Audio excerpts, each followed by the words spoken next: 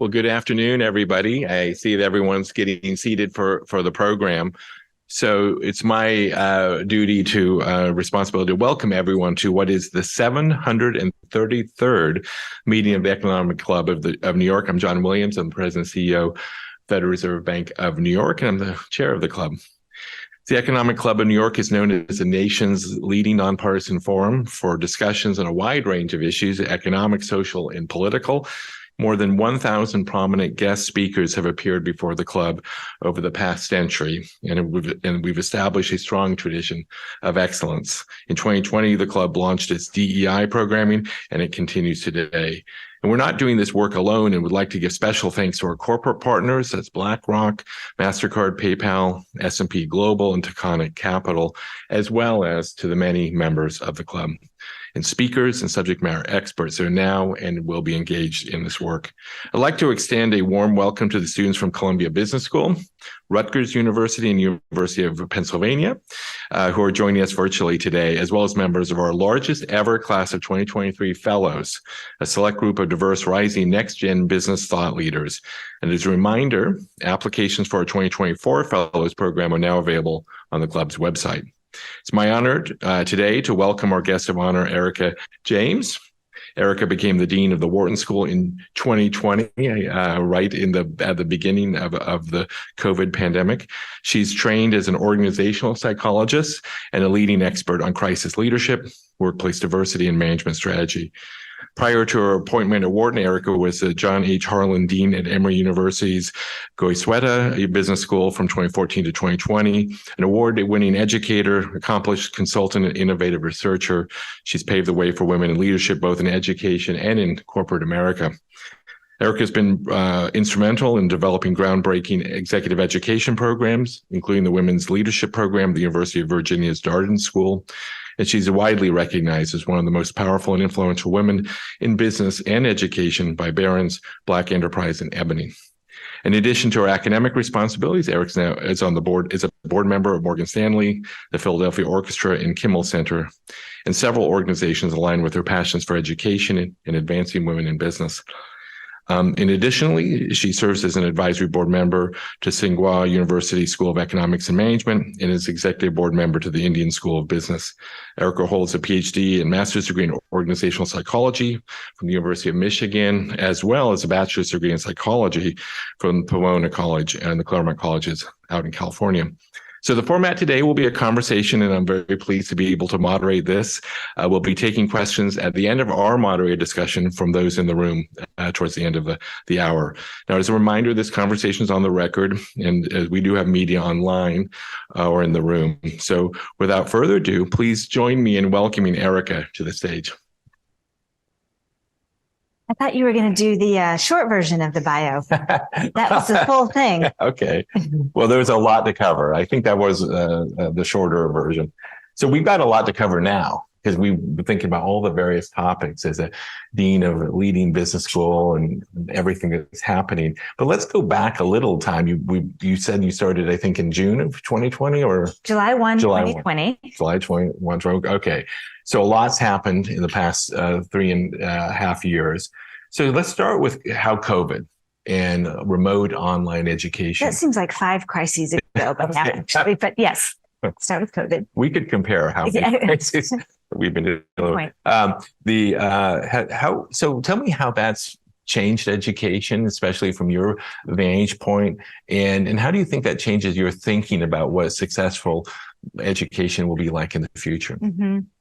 It's a really important question because prior to the pandemic, universities are known to be one of the slowest to change entities on the planet.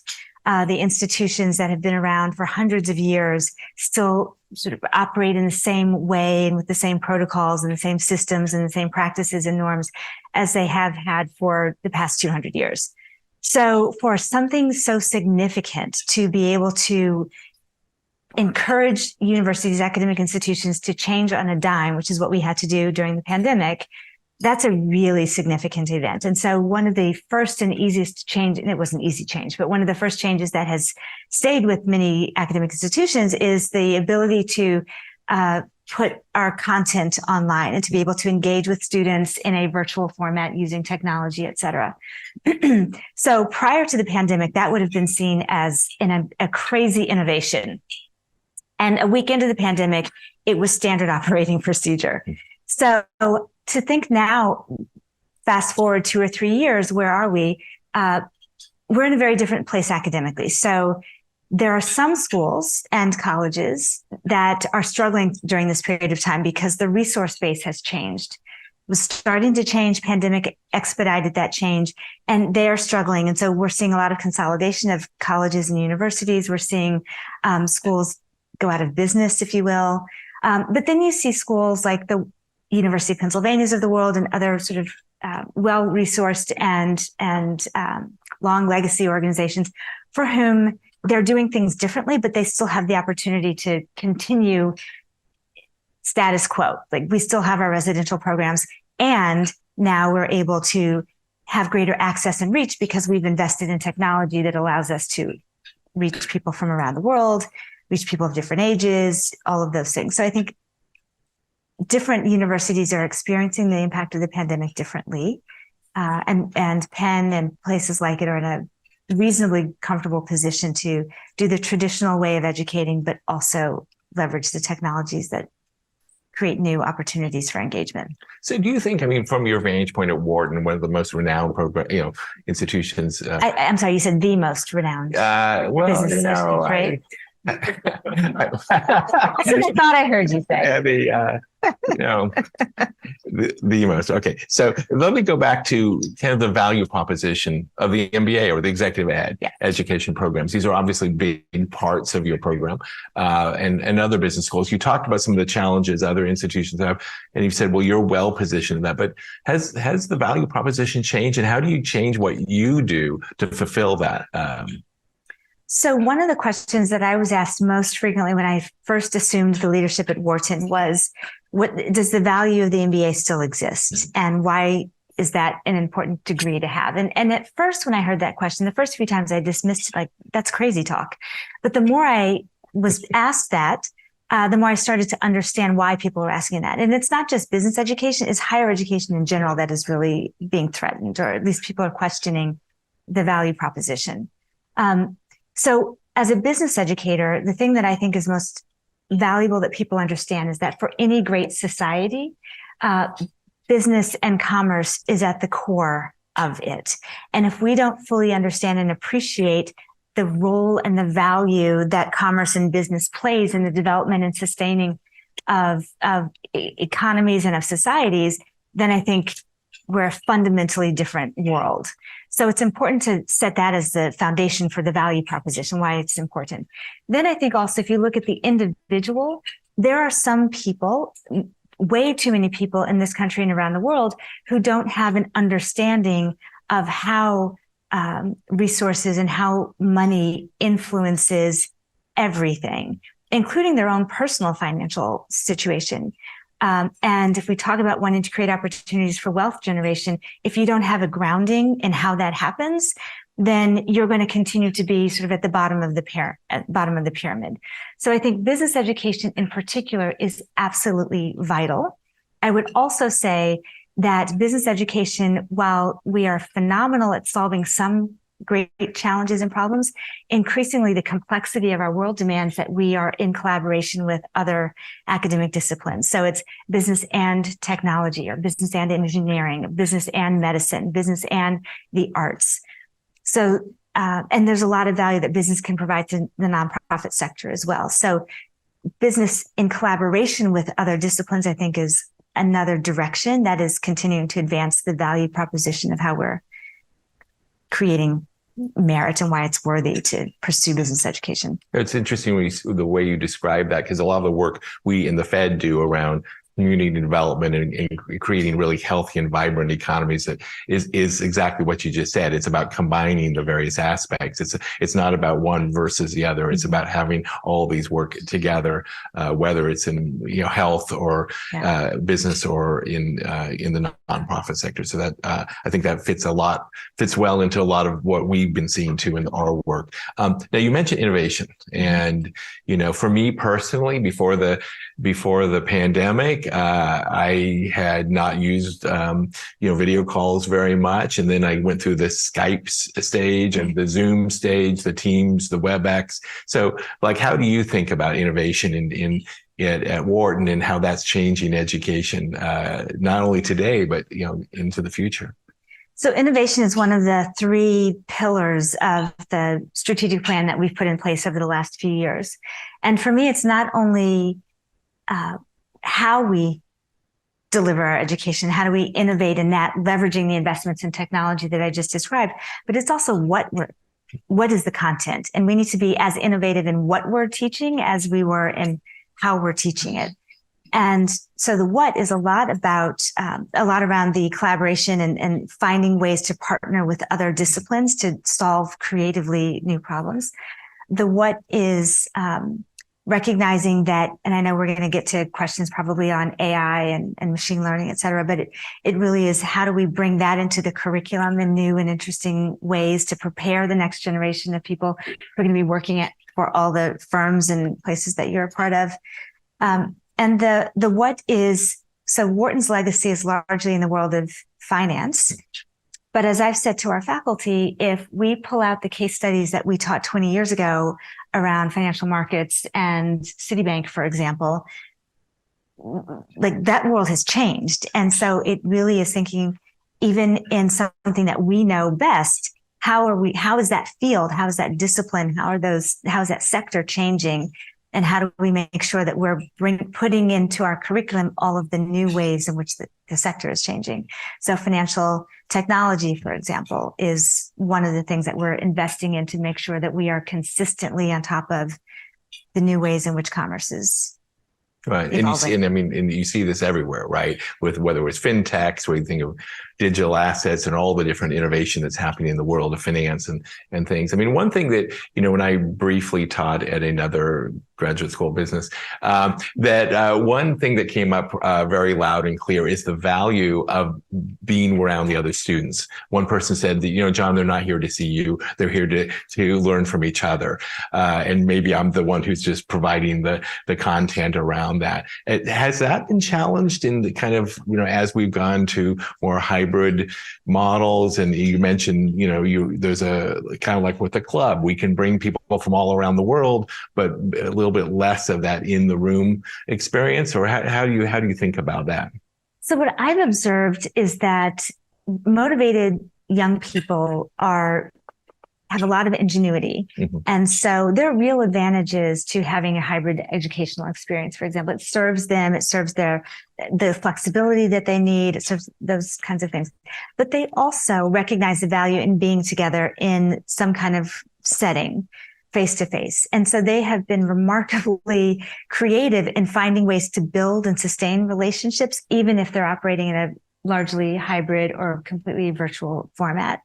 So I think it's right to be mindful of that, because there is the power of connection. I think we've seen this post the pandemic, the need that people have to be in community together is strong, and it will continue to be strong. And I think people are just finding more creative ways to do that if it's not the day-to-day sitting in a classroom experience. So let's talk a little bit about how the world has also changed around how people imagine their career progression. In the past, it might have been a typical view of you go to college, then you get work experience, and then maybe you get an MBA. So is that changing? Is it more of a kind of continuous process of education? And how does that affect full-time MBA students versus other ways that you see students coming through your programs? Yeah.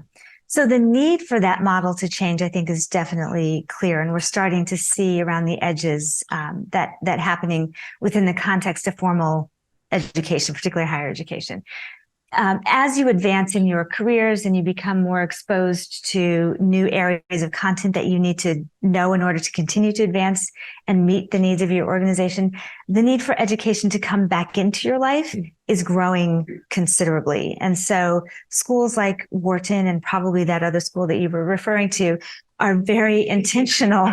Now, to not be named. 2,500 miles to the west.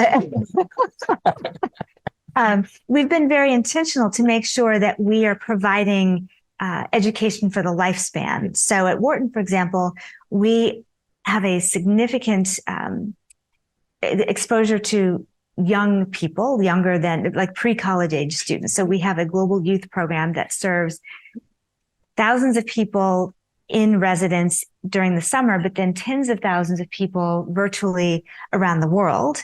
And those are high school kids who are now being exposed to business content, analytics, they're being exposed to entrepreneurship, et cetera. And so that getting them at that stage might influence what they would have considered as a part of their collegiate experience or professional trajectory longer term.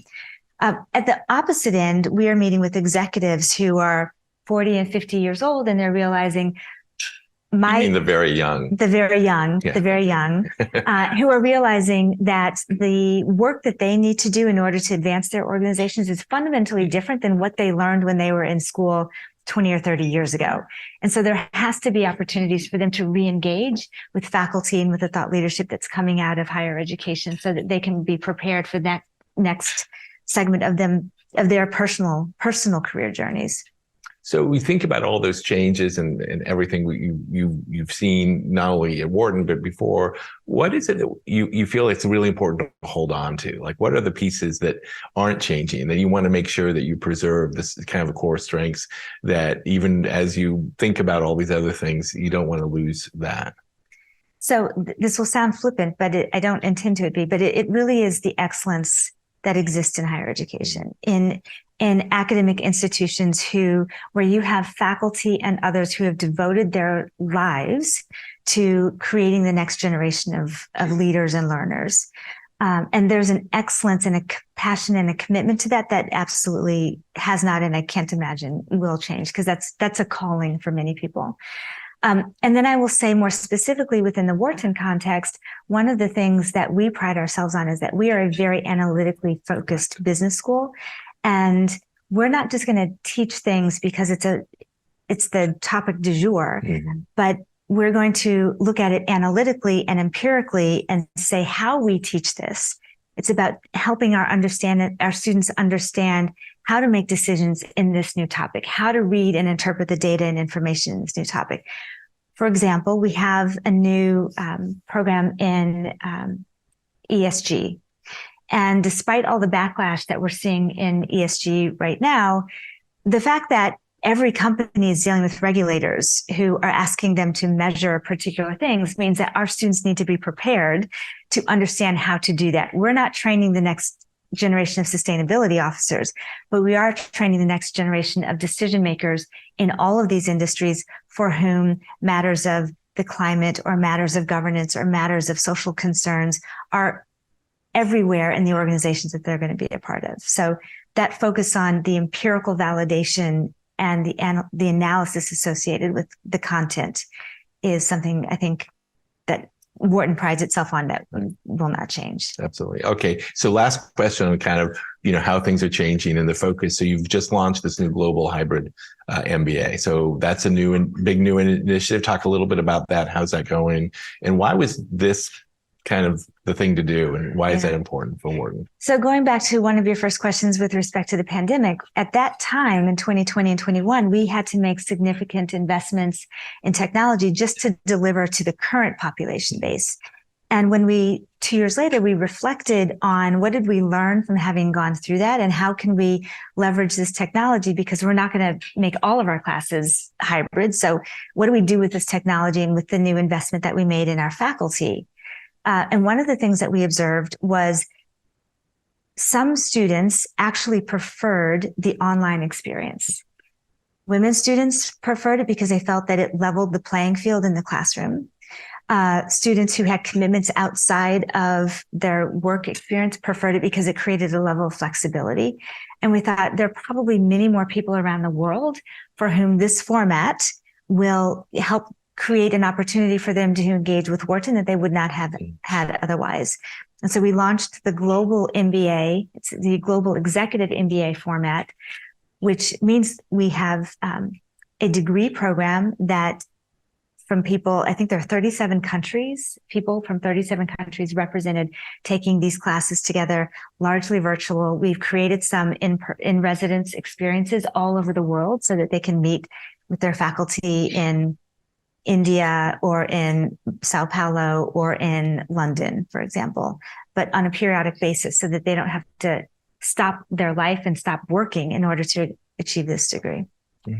Okay, so we're, let's see, how about 22 minutes in the discussion, and it's 2023. We've got to talk about AI. Yes. Because that's the topic of 2023. That's the topic of the Economic Club in New York in 2023. It's the topic of every conversation that I'm in. So let's talk about, so how do you see AI and generative AI, all of the advances that everyone's talking about? How does that affect how you prepare students for the future? How does it affect what kind of jobs your, MBAs and others are getting? And I'm going to follow up some questions about how do you think it's going to affect, what kind of jobs are going to be out there. But to start, like for your students, preparing them for the future with AI, what are you doing? So let me just start by saying, I'm going to give a preamble. I realize that AI is bigger than ChatGPT, but I'll share with you that I first learned about this whole notion basically December of 2022. When everyone was talking about, have you heard about ChatGPT? Have you practiced or have you gone on to ChatGPT? I'm like, what is this ChatGPT thing? And I remember within a matter of weeks, this became an issue in higher education because the fear was students are going to use ChatGPT to write their essays to get into college. Like that was the biggest fear that we had 9 months ago. And now you look at how quickly everything has moved and the advancements in AI and these large language models. It is so pervasive. And so then we have this faction of, are we going to allow it in the classroom or are we going to disallow it in the classroom? And so that became the debate. And the reality is this is so far beyond us at this point that it's not going away. So we've got to find ways to embrace and leverage it. And as a business school, part of what that means is not preparing students just to learn how to use the tools. In fact, they know more than us already in how to use the tools, but it is how do you use those tools in a way that allows you to create the best decisions and judgments around the information that it is providing you. So that then means our focus from a curricular standpoint has to be, what are the things that AI cannot do that still requires a human to be involved? And that is the interpersonal skills, that is the emotional intelligence, that is the communication, that is the judgment, that is the decision-making, that is the data analysis and interpretation. All of those things that AI cannot yet do means that we've got to ensure that the students that we are preparing are focusing as much on what we used to refer to as the softer skills as they are on the more quantitative hard skills, if you will. And I just always have to say this. It is those soft skills. It's the having difficult conversations. It's the communication. It's the interpersonal skills that are actually the hardest things we do in any company. Ask any manager. Sure. Now, in that list of things that you think AI won't replace, that was monetary policymaking too, right? That was safe. There's no challenge there. Okay. Good. No, but this is so when you think about preparing students for their future careers, especially with MBAs where they probably already have careers underway and they're thinking about how do I supercharge or move that forward? Is there a kind of a way to say, let's emphasize the things that are going to make you more productive and successful in that future, while certain things probably that could be replaced by, the sophisticated AI models, that's not going to be where the future is. So how do you think about that, I guess, in the curriculum, as you said, but also maybe is it to affect kind of the advice you give to students or the kind of students you bring into the program? So with respect to the students we bring into the program, they're like this generation, there's a commonness around them that is really both inspiring and curious, right? So we're bringing in the same type of student in large measure. What we do with those students and how those students transform us actually is the bigger question, because they're driving. They have so much more, in many respects, experience already leveraging these tools and utilizing this new capability that we're learning from them as quickly as we're trying to help them learn how to prepare themselves for a world in which AI is going to continue to, for the foreseeable future, dominate how things get done. It's hard to know what jobs will and won't exist. I've been speaking with a lot of people who are in the accounting profession, and they're saying so much of the accounting field can now be done through AI that, our role has to be something different. You mentioned in the introduction, I serve on the board of Morgan Stanley. And so we're talking about the role of financial analysts, and so much of the work of financial analysts, if not already, is being done by AI, could be very soon. And so what does that mean in terms of the kinds of jobs that we should be preparing our students for? And we're looking at that deeply now and have to be engaged with the employer market to know what to anticipate.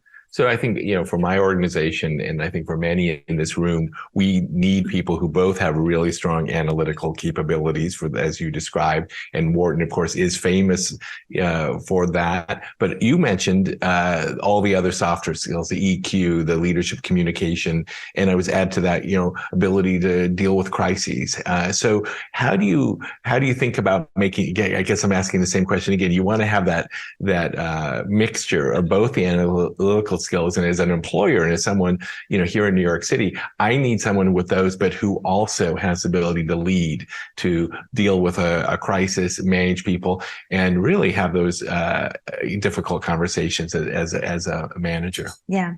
So the reality is that those are skills that we introduce in our curriculum, either for our undergraduate students or our MBA students.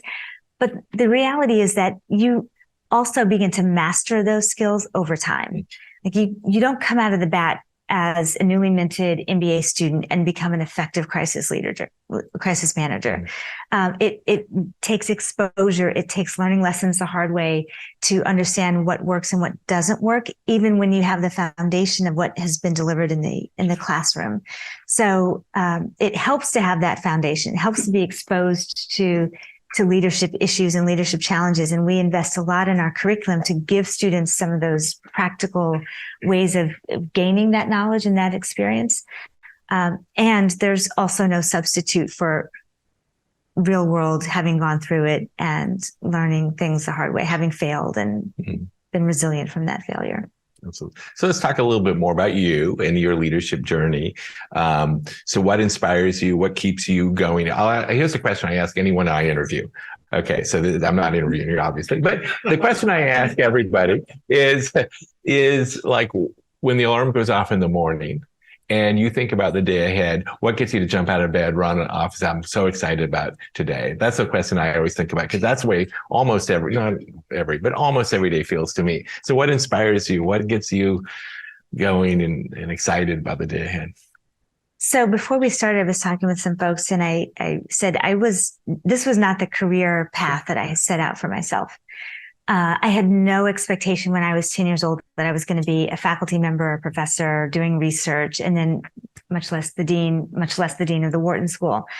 But I did observe that once I took that first foray into being a professor, I realized that connectivity with students and those moments in a classroom where you see the light bulb go off, or where you hear someone say they're thinking about things differently because of a conversation or because of a class, because of something they read that I wrote, like that to me is impact. That is, like, I don't get adrenaline from most anything else the way that I do from realizing the way that I can influence the student population. And now as a dean, being able to do that across the entire school, for a mission that I find so incredibly important that that's what gets me out of bed.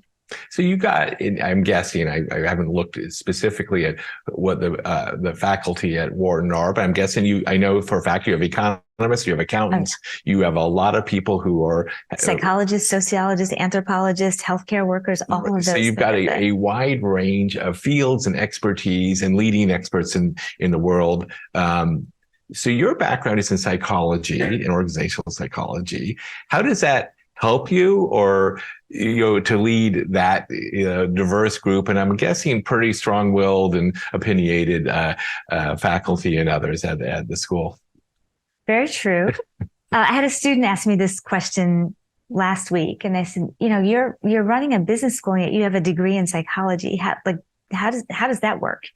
And I said that any organization, whether it's in the not-for-profit, whether it's in healthcare, whether it's in education, whether it's a corporate entity, every organization is comprised of people. And every organization has a set of objectives and some strategy that they're trying to pursue.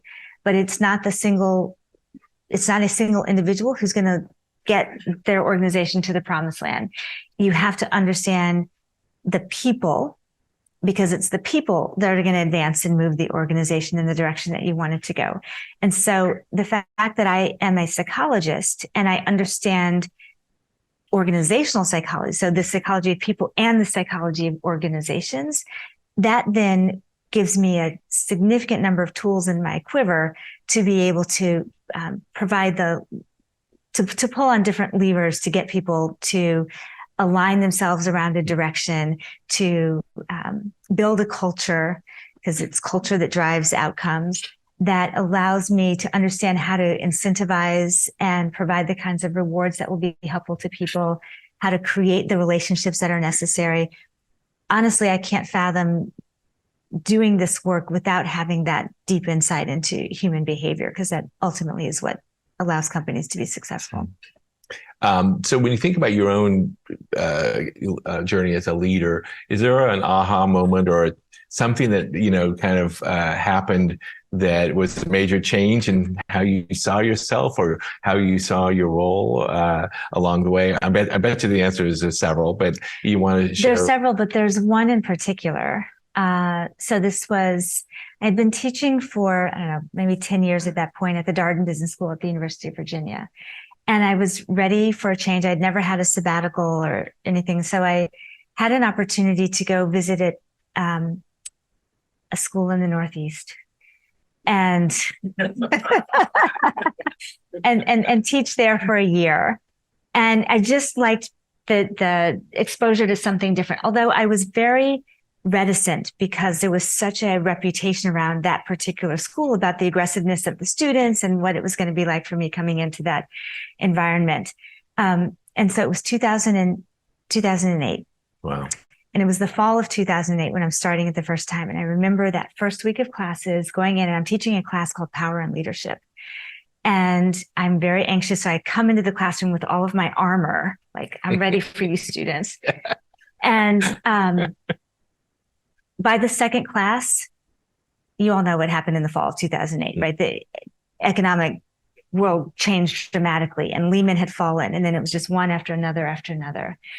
And I'm looking out into my classroom, and the fear that I saw on these students' faces, because these were MBA students, they had left their jobs, left their salaries, gone into debt to get this degree with the expectation that they were going to come out on the other side in 2 years and have sort of the world laid at their feet. And that changed for them literally overnight. And I realized that my role was not to sort of profess all the knowledge that I thought I had that I could sort of give to them, but really I understood in that moment what it meant to be a servant leader, because I felt like, how can I help these students? Mm-hmm. And some of it had to do with the content that we were teaching, but some of it had to do with, like, they just need a shoulder to cry on, or they need access to people to be able to network, to try to get into something new when their job offer was, taken away. And that was the moment when I understood what sort of real leadership was like. Mm-hmm. So that's a perfect segue to our last topic that we'll talk about before we open up to questions, and that's crisis leadership. And, one of the things that, during a period of like the pandemic, you've talked about this. I think many of us have experienced this. People had to change quickly how we worked, where we worked, how the technology we worked with, the things we were doing changed very rapidly. And the adrenaline is running, and you're, especially in a mission focused organization like yours or mine or many of ours, that, people in a ways did their best work of their lives. But then when things calmed down a bit, and I'll give a little New York Fed story. As things calm down a bit, people kind of, like you said, they want to go back, we'll get a little bit back to the slow moving organization. And question I got asked and continue to get asked is, John, can you just stop the change? Can we put a pause on change for a while? So could you give me some advice? And everybody, the world's changing fast. We've done amazing things during this period, in this very difficult period. How do you kind of respond to people who say enough is enough? Yeah.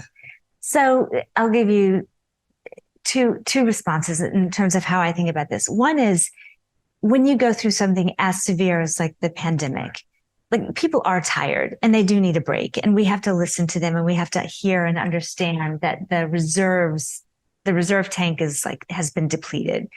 But on the other hand, one of the things we often hear in times of crisis, when the crisis is over, people want to go back to normal. And back to normal means we're behind the times. So think about a crisis that was just happening to your organization. It wasn't the pandemic where everyone was experiencing, but something that was just happening to your organization. And while you're putting all of your resources towards that, addressing that problem, what are your competitors doing? They're like continuing on with their strategy and their mission and vision. So if the goal post-crisis is to get back to normal, then you're further separating where you are from where everyone else is. So that can be a motivating realization if you're able to paint that picture for people. And the other thing I'll say is, I'm a huge sports fan and I love football. And what I observe happen all the time is, imagine it's the fourth quarter and you are just enough ahead and you don't want to sort of risk losing in the last few minutes of the game. So you start to play a bit more conservatively. You start to be more protective of the ball, more protective of each other. I'm not going to, throw when we can just create incremental downs and try to run out the clock, et cetera. But what is the other team trying to do? They have something to gain by getting you offsides, by making you have errors and make mistakes, and right? Because they're going for the win. You're trying to protect the lead. And that becomes really problematic because most mistakes are made when you're in a defensive posture, when you're really trying to be in preservation mode as opposed to going all out mode. And so I think that's another way that I've tried to communicate to my teams that, yes, we recognize you're tired. We're going to find some space for you to sort of have some downtime, but we can't let our foot up off the pedal because other people are coming after us. Yeah. And one of the things you mentioned is also energizing around the mission, energizing around the positives. And because sometimes change is just, the word change itself can be viewed as a negative. It's like, this is hard and difficult, as opposed to thinking of this as moving forward. So you've written quite a bit about leading during a crisis, and you have the book, The Prepared Leader, Emerge from Any Crisis More Resilient Than Before. Okay. So what distinguishes organizations or leaders who succeed in crises or get through them, and the ones who don't? And how do you prepare someone, or can you even prepare someone to lead in a crisis? Yeah. So the biggest differentiation between successful leaders during crisis versus non-successful leaders is, typically we use the phrase crisis management, which means something has already happened and we move into reaction mode. We are responding to something that has already happened. And when you're in response mode, again, it's a reaction instead of a proactive stance. And leaders should be proactive, I believe. And so there's actually responsibilities that leaders have before something goes wrong, to analyze the situation, pay attention to the red flags or the data that are coming to you that suggest something is not quite right. And then once you start to realize what those things are, put a plan in place for preventing or mitigating that from happening. So those are leadership responsibilities before a crisis happens. Now, you can't prevent every crisis. So when something happens, if you've done the preparatory work, chances are the impact won't be as bad had you done nothing and you're trying to catch up. Then there's effective crisis handling, which oftentimes includes effective communication in addition to solving the actual problem. But then again, the tendency, human nature says, once we address the issue, we can get back to normal. And I've just articulated that getting back to normal that shouldn't be the frame of reference. So the other set of responsibilities that leaders have during a crisis is to actually identify what will we be post this crisis and paint that vision for the organization. It gives them something to aspire to be inspired by. Yes, we've gone through some really difficult times, but as a result, here are the things that we've learned. Here are the things that we've done differently. And here are the things that we can use to create a new path forward for us as an organization. So that reflection and learning is another critical part. And those leaders who go through all of those stages, not just the reaction stage, are setting themselves and their organizations up for much greater success. It's one of the things I remember in my career is a very real sense of wanting to bottle that moment up in a way where people are very, engaged. They're being more innovative. They're kind of not getting stuck in their old ways and doing as best they can, all the things you say. But, sometimes it's hard to keep that momentum going, and you get into that conversation. Well, we do things the way we do them because we've always done them that way. So what's your advice on, like, you've given some examples of this, but how do we capture that so that as we get through the crisis, that we get better at being prepared for it, thinking through scenarios and contingencies, and better at managing and communicating through it? So part of it is, once you've experienced that, once you've gone through it, you've got to, in some ways, keep it alive for people. So it is having conversations with your colleagues and with your team or with your direct reports, and sort of refresh, what did we learn?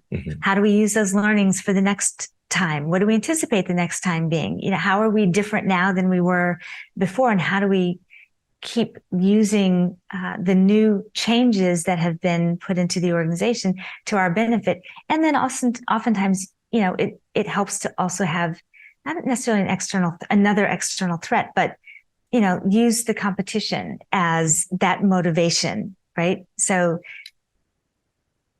So-and-so is right on our heels, and they're going to, just a quarter away from taking market share away from us. So what do we need to do? And give people that next thing to be inspired by. It doesn't have to be a crisis, but it could be something that is quite positive, actually. But the leader has to be vocal in articulating what that is for people. So we'll get a last question back to AI. So when you think about leadership and all the different aspects of that you've been talking about, you've written about, how do you see is it going to replace some parts of leadership? Is it going to is it something that leaders are going to have to be using? I mean, how does it change our jobs? Or at the end of the day, it's all about EQ and communication and those other leadership qualities you mentioned. So as a psychologist, I would like to think that at the end of the day, it's about all of those things. And history, AI is just the innovation of the day, right? But we wouldn't be where we were if there haven't been continual innovation in this society and around the world forever, right? So this is yet the one thing that we are needing to get a handle on. But as leaders, we always rise above the newest technology, and we will rise above this one. And I think part of rising above it means understanding how we can use it and integrate it into what we're currently doing. And then it will become passé, and then it will be something else. So this ability that we have as human beings to constantly reinvent ourselves and therefore reinvent our organizations, to me, that's the best innovation in the world. And we've mastered that since the beginning of time, quite frankly. Yeah. Whenever I talk to our interns or new hires straight out of college, and I said I wrote my dissertation on Fortran 77, I get two responses. One is, wow, you have actual cred. And two is, you're older than I thought you were. Yes. So Right. that's exactly the point. In 2023, we're not doing things we did, whether in 2000 or 1994 or when I was a grad student or earlier. We're always reinventing how we do things and what we do. So on that note, let's open it up to the group. We have the microphones out there. We have an immediate question. We have immediate 3 questions. So we start there and then we'll come around here. Hi, Erika. My name is Ryan Wicki. I'm part of the fellows class of ECNY that John was speaking about. Thank you for your time today. I'm curious about, you mentioned your experience as a director of Morgan Stanley. Can you speak about how your role as a dean makes you a better board member, and conversely, how being a board member makes you a better dean? Thank you. Yeah. So I had that same question when I was invited to be on the board. And it was quite intimidating because I've known Morgan Stanley. I've been sort of in their client pool for a long time. So it's an organization that I trusted. I knew it, which gave me some comfort. But I am not an economist. I'm not a financial expert. That's their business is not my wheelhouse. And so I really did question, what value do I add? And I remember talking with, I was going to say then CEO, he's still the CEO, James Gorman. And I asked him that question, what are you looking for from me? And he said, I have 40,000 employees who understand the financial markets and how to deal with that. I need someone who's going to bring a different perspective. And your perspective, going back to your question, as a psychologist, is critical for us to understand how we're thinking about things. And then having just gone through the whole CEO transition process, I realized, I actually have a lot to say about this because I understand how leadership transitions happen. And I understand how people will react to this. And I understand how we need to communicate about this throughout the organization. So that's what I've seen in terms of the value add to the board. And then what I learned sitting in those meetings where I have access to information and content and ideas that I never would have known anything about, and how relevant that is to the work that I do on a day-to-day basis as dean of a business school. I mean, that's been just an extraordinary gift. So we had in the back here, that table, and then here. Thank you for your time, Dean James. My name is MJ Med, the Economic Club of New York Fellow. And my question is that recently we saw multiple graduate schools like Harvard Law School, Yale Law School pull out of the US News ranking. And of course, Wharton is the best undergraduate finance school, arguably. But your MBA easy program. was he said that? Went to Harvard. I went to Stanford, so okay. So your MBA program is part of the M7 business schools.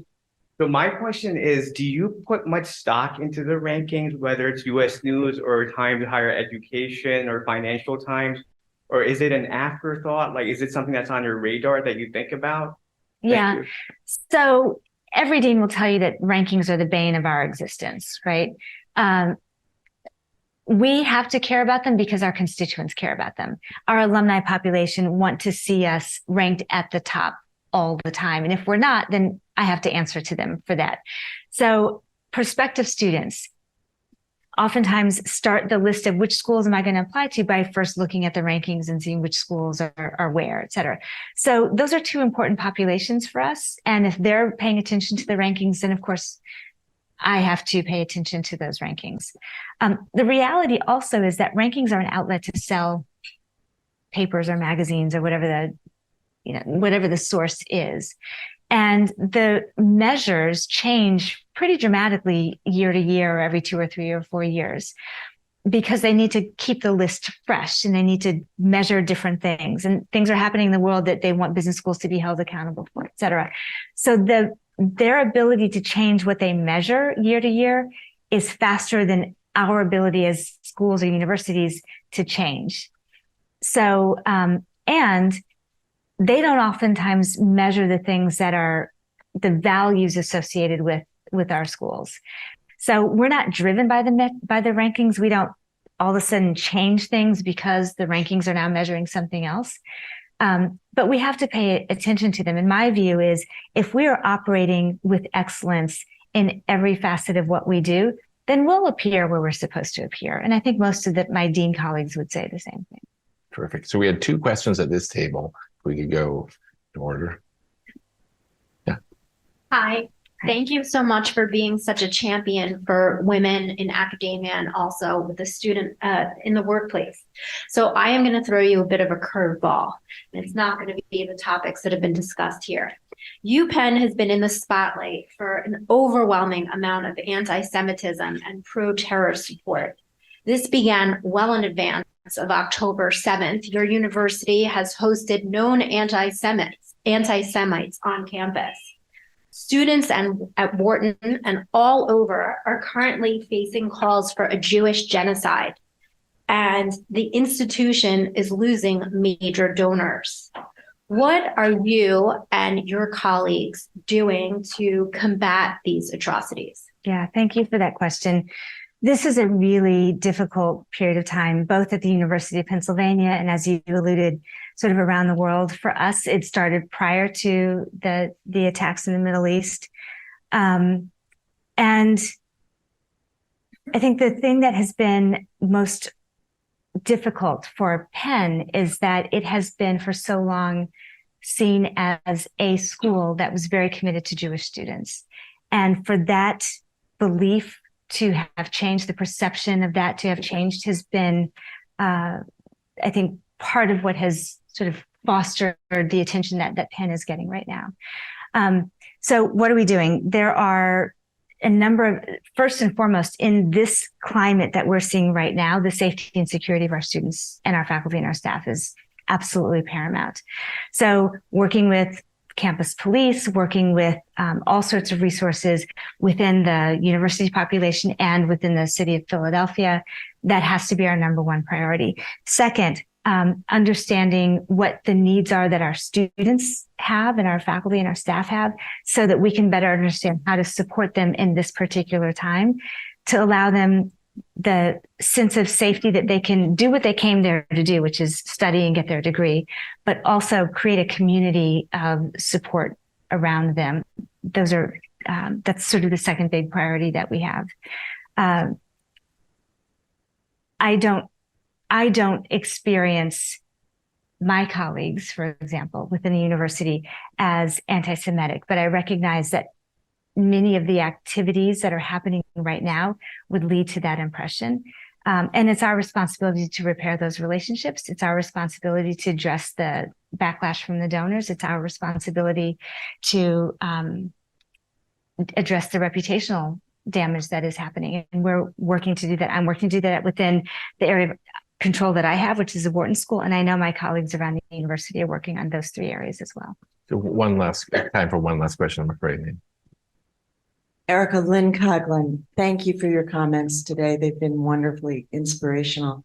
So I spend a lot of time with leaders and leadership teams who are involved in the consideration of disruptive change in their businesses, disruptive changes to business models, needing to envision what that change must look like, how to plan for it, and how to execute on it.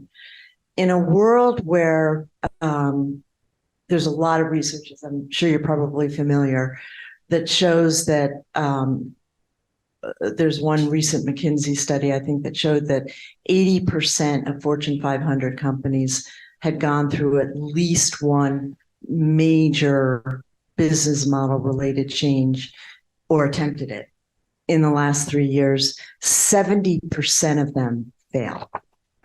70% of them fail.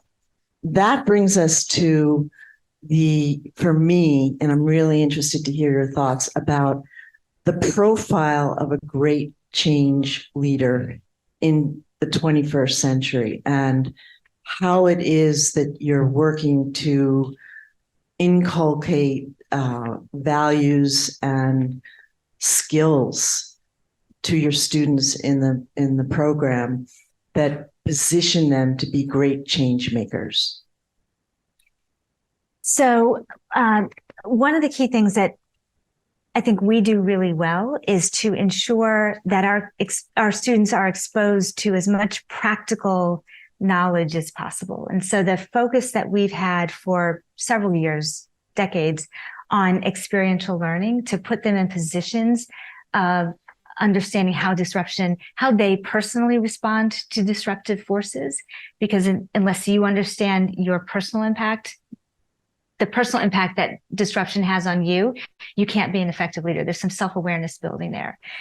We are working increasingly with other organizations and companies to expose our students to the kinds of disruptions that we're seeing in different industries, so that they can become more familiar with that. The internship experiences, I think, are becoming much more central to what life is like working for that company or within that industry. So all of those things, I think, are helping us to ensure that our students are engaged in experiences and learning models and methods that will allow them to be an agent of change just in a very disruptive environment. Qualities of the best change agents. What are the leadership qualities of best change agents? So humility, intellectual curiosity. They've got to be able to gather information from a lot of sources, and a recognition that there is expertise deep within the organization, even though leaders oftentimes spend most of their time operating with their senior leaders and direct reports. Some of the most creative, best thoughtful ideas for change or for managing change are going to come from people at much lower levels in the organization. So leaders that have that willingness to sort of expand their network in those moments are likely to handle disruption better than others. Thank you, Erika, for that wonderful conversation. This has been really a wide range of issues, and it's an honor to host you today. But now my job in the last 90 seconds before we have our lunch, enjoy our lunch, is to talk about some of the great speakers we've got coming up. And we, of course, always encourage you to invite guests to our event. So on Wednesday, November 15th, we have Adrian Harris, the Superintendent of New York State Department of Financial Services.